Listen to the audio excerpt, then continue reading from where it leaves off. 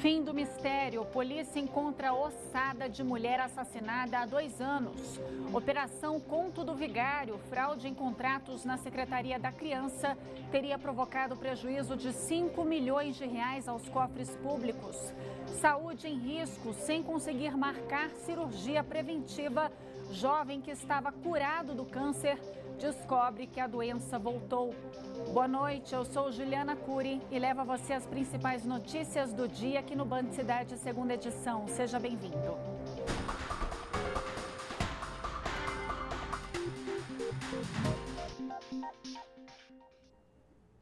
Olha só essa história. Romário Souza Barbosa estava internado no HUB com um câncer raro entre o pulmão e o coração. O tumor cresceu tanto que o jovem está com dificuldades para respirar. Ele chegou a fazer um tratamento no Hospital Universitário de Brasília, que foi um sucesso. Mas os médicos recomendaram uma cirurgia preventiva. Só que a família não consegue marcar o procedimento. E aí o câncer voltou. No início do ano vieram os primeiros sintomas. Romário diz que sentia febre, dor e muito suor. Em abril, os médicos suspeitaram que ele estava com câncer. O jovem foi encaminhado para o Hospital Universitário de Brasília e a suspeita foi confirmada. Romário tinha um tumor maligno no tórax. Foram 4 sessões de quimioterapia. O tratamento terminou em setembro e foi um sucesso. Os exames detectaram que ele tinha sido curado, mas os médicos recomendaram uma cirurgia preventiva, só que ainda não foi realizada. E o pior aconteceu. O câncer voltou. Esse período que eu passei sem a cirurgia, aí voltou tudo de novo e dessa vez eu piorei muito mais, né? Romário tem 26 anos e não está nesta luta sozinho. Ele tem o apoio de toda a família que o ajuda a manter a fé e a esperança de que tudo sairá bem e de que ele vai vencer mais essa batalha. O pai do Romário tem tentado de tudo para conseguir a cirurgia para o filho.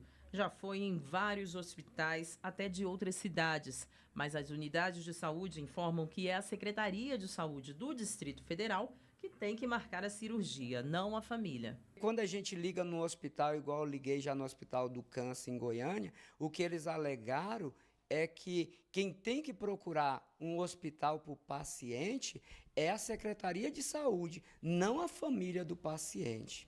Enquanto Romário não consegue procedimento cirúrgico, ele voltou a fazer quimioterapia. Dessa vez eu acho que eu tô mais fraco, porque eu voltei dessa quimio bem mais debilitado, né? Mas não tem outra opção, né? A gente tem que passar por tudo de novo e tentar, né, conseguir essa cirurgia. O caso do Romário é um caso gravíssimo, não tem tempo a esperar. Quem está com câncer, cada dia que você pode abreviar consta, né, para uma cirurgia. Então, quem está com câncer, um câncer igual dele, que é um câncer muito agressivo, não tem como esperar.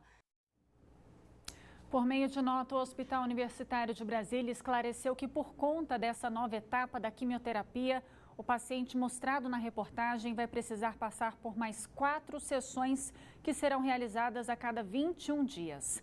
Somente depois da reavaliação será possível fazer a cirurgia. Afirmou ainda que entregou um documento aos parentes do rapaz para que ele seja encaminhado ao Hospital de Câncer de Barretos. E a Comissão de Constituição e Justiça da Câmara Legislativa aprovou a Lei de Uso e Ocupação do Solo.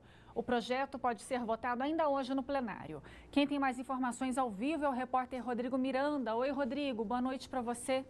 Boa noite para você também, Juliana. Boa noite a todos que acompanham o Band Cidade. A sessão plenária que vai votar a Lei de Uso e Ocupação do Solo começou por volta das 4 horas da tarde. A expectativa é que o projeto de lei seja votado ainda hoje, mas não há um horário definido para isso, porque a agenda dos parlamentares nessa sessão está muito movimentada. Tem diversas emendas, tem uma comissão que deve ser votada ainda hoje também, então é uma agenda muito movimentada e muito corrida. E deve acabar lá por volta das 10, 11 horas da noite. Mas o projeto de lei que facilita a implementação de templos religiosos aqui no Distrito Federal deve ser votado ainda hoje, como eu já disse. Lembrando que houve uma paralisação de 15 minutos, mas 15 minutos assim, né? Levou meia hora a paralisação dos parlamentares aqui e uma sessão que está sendo muito tranquila hoje, diferentemente da que estamos vendo aí quando houve confusão por conta desse assunto que está sendo debatido, assunto muito polêmico da Luosa aqui no Distrito Federal. Os participantes da audiência pública acabaram trocando agressões aí, saíram literalmente na mão por conta desse assunto. Uma situação muito complicada aqui na casa. Como você bem falou, Juliana, a CCJ hoje, mesmo diante de toda essa polêmica, votou e aprovou. Então, a expectativa também é que esse projeto passe sem nenhuma dificuldade aqui pela sessão plenária na Câmara Legislativa. Juliana. Obrigada, viu, Rodrigo? Boa noite. No Jardins Mangueiral, uma parada de ônibus que deveria ajudar na locomoção das pessoas se tornou um problema.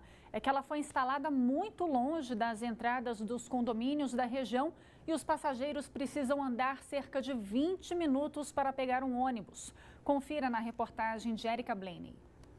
Edne caminha todos os dias, mas é por falta de opção. Ela mora no Jardins Mangueiral e depende de ônibus para se locomover. Só que apenas uma linha passa pelo complexo de condomínios. Ela gasta cerca de 20 minutos no trajeto a pé.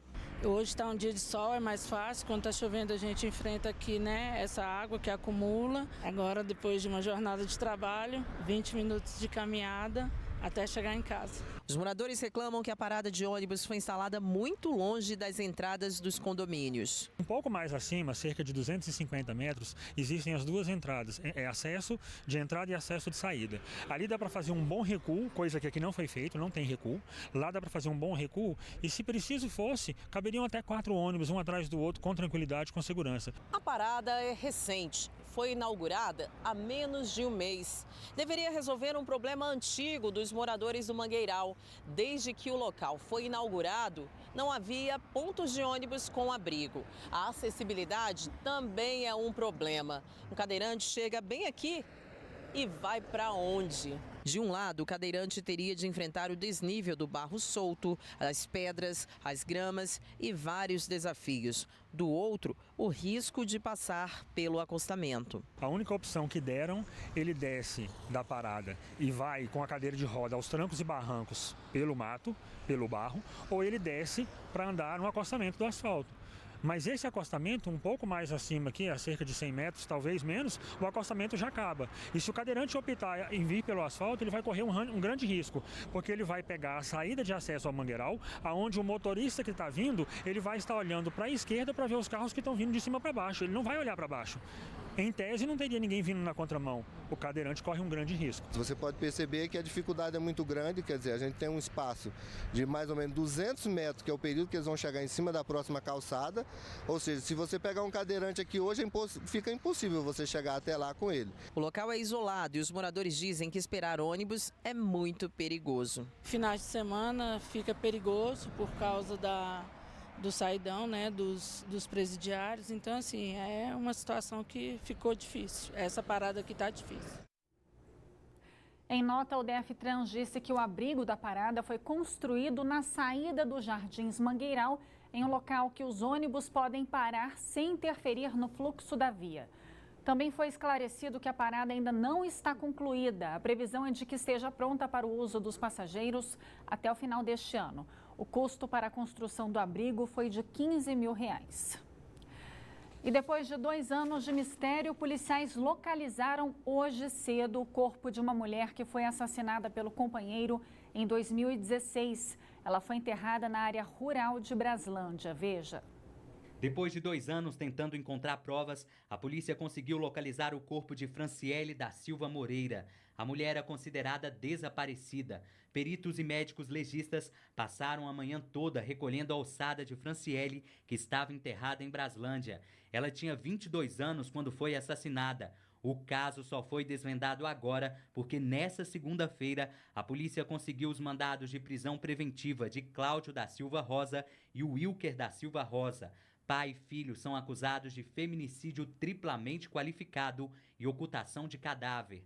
A ossada será encaminhada para o IML e deve ser enterrada no máximo em 2 meses.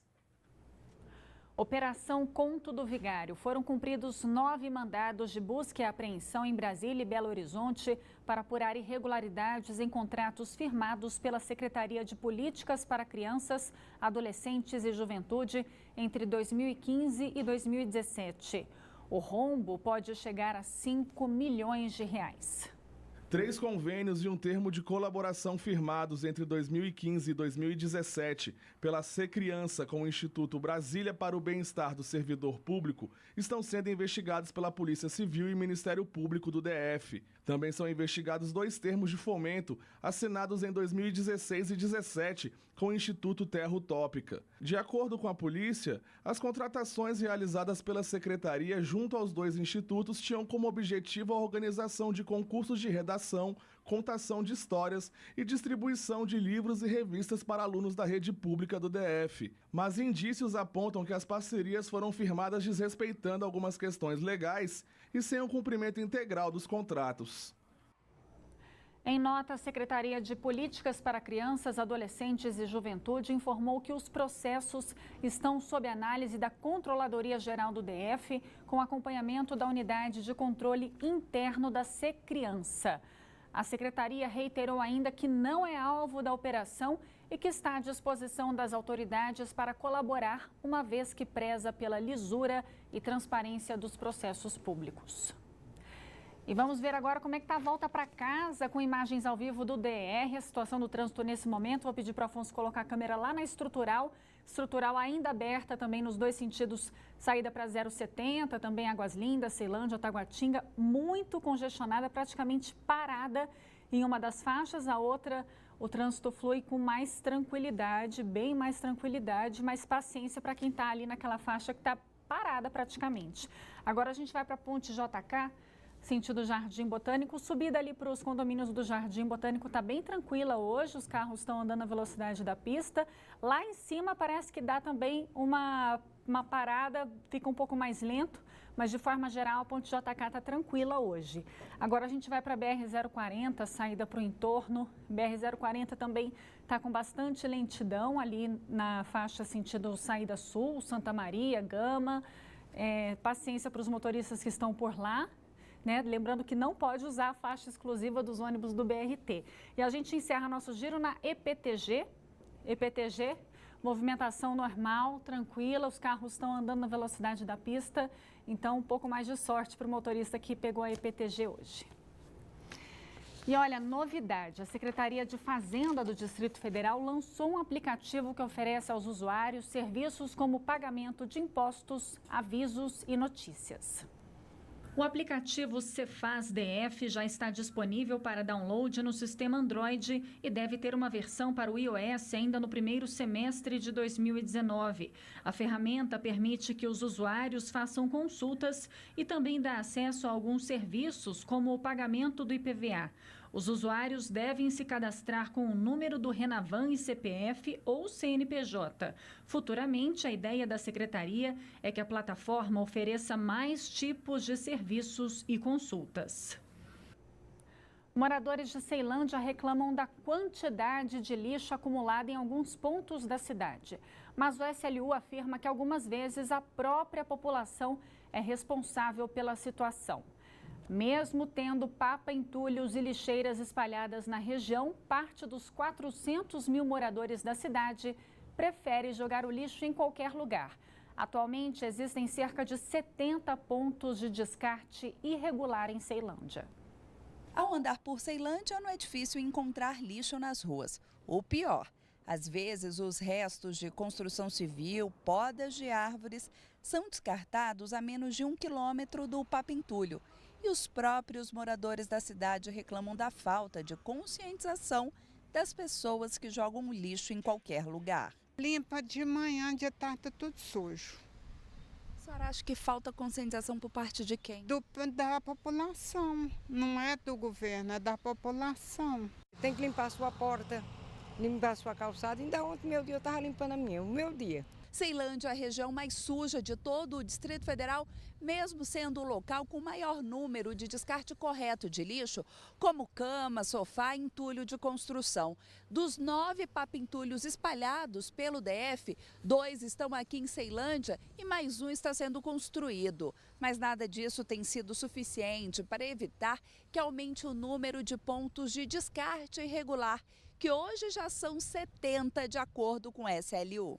A comunicação do próprio governo, a gente já fez 2 vezes essa comunicação, mas precisa de ser mais ativa.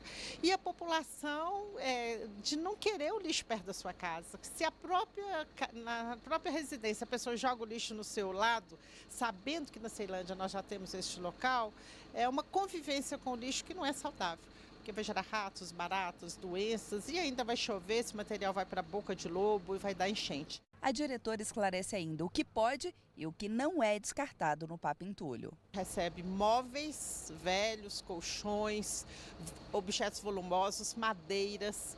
Recebemos papel, plástico, papelão, que depois vai ser dirigido à coleta seletiva. E em tudo da construção civil, até 1 metro cúbico. Lembrando que o valor atual da multa aplicada para quem for flagrado jogando lixo no chão é de R$ 319,53. Em caso de reincidência, a quantia dobra. A fiscalização é realizada por inspetores da AGFIS. E a Justiça do DF aceitou a denúncia do Ministério Público e o casal acusado de matar a própria filha de 6 meses em outubro deste ano virou réu. Agora a dupla vai a júri popular por homicídio qualificado. Esther, de 6 meses, morreu no dia 31 de outubro no Hospital Materno e Infantil de Brasília, depois da confirmação da suspeita de morte cerebral. Ela chegou ao hospital com machucados por todo o corpo, queimaduras, além de baixo peso. Segundo as investigações, a criança passou por uma série de maus-tratos provocados pelos próprios pais. Elisana Pereira, de 23 anos, e Anderson Barbosa, de 29 anos, estão presos desde então. Nesta semana, a dupla virou réu. O casal será julgado pelo Tribunal do Júri. Os 2 são acusados pelo Ministério Público de homicídio qualificado. Os pais da criança também terão 10 dias para apresentar defesa prévia. A polícia procura um homem acusado de invadir diversos apartamentos na capital federal. As informações com Cláudio Marcos, direto do estúdio da Band News FM. Oi, Cláudio, boa noite para você. Que história é essa, hein? Oi, Juliana, boa noite para você. Olha só, Juliana, relatos de moradores aí, esse cidadão, esse bandido, ele está normalmente sempre bem vestido, de calça, camisa social e algumas vezes até de terno e gravata. E aí acaba conseguindo entrar nos prédios, acessar as portarias e ele toca a campainha do prédio para checar, do apartamento, para checar se tem alguém. Quando ninguém atende a porta, ele arromba o apartamento e acaba levando objetos pessoais. O último caso foi nessa segunda-feira, no setor 1 de indústrias do Gama, ele conseguiu invadir mais um apartamento. Também tem relato de que ele atuou aqui na Asa Sul, na área central de Brasília. Então é importante que os porteiros aí, os síndicos, reforcem essa orientação de segurança, não permitir o acesso de ninguém que não se identifique ao prédio, mesmo que esteja bem vestido. E qualquer caso suspeito, acionar a Polícia Militar pelo 190 ou a Polícia Civil pelo 197 para que esse bandido seja preso, viu, Juliana? Que coisa. Obrigada, viu, Cláudio? Boa noite para você. Boa noite. Justiça bloqueia bens de empresário que vendia dados pessoais. Veja os detalhes no comentário de Cláudio Humberto. Olha, por iniciativa do Ministério Público do DF Territórios, o Tribunal de Justiça determinou o bloqueio de R$2 milhões, mas deu um prazo de 10 dias para que um criminoso pare de ganhar dinheiro vendendo informações pessoais sobre cidadãos do Distrito Federal. Que moleza, hein?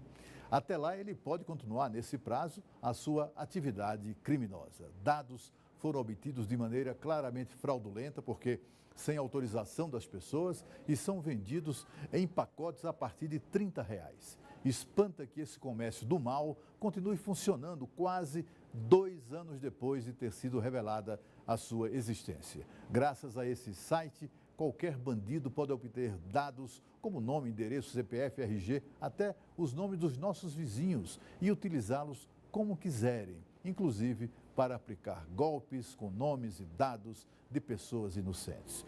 Não dá para entender a paciência da justiça com essa prática criminosa. Atenção, servidores públicos do DF. A partir de janeiro, os funcionários devem fazer um recadastramento. Para os ativos, o procedimento dura cerca de 5 minutos e pode ser realizado no site gdfnet.df.gov.br. Já os servidores inativos, aposentados e pensionistas terão de realizar a chamada prova de vida nas agências do BRB no mês de aniversário. Quem estiver fora da cidade durante o prazo deverá encaminhar os documentos ao Instituto de Previdência do Distrito Federal. Outras dúvidas você pode tirar acessando o site iprev.df.gov.br/recadastramento. A seguir, um exemplo de superação. A haitiana cega consegue refazer a vida depois de terremoto que destruiu Haiti e vira advogada. Veja o trânsito ao vivo agora na Estrutural, sentido BR-070. O Band Cidade volta já.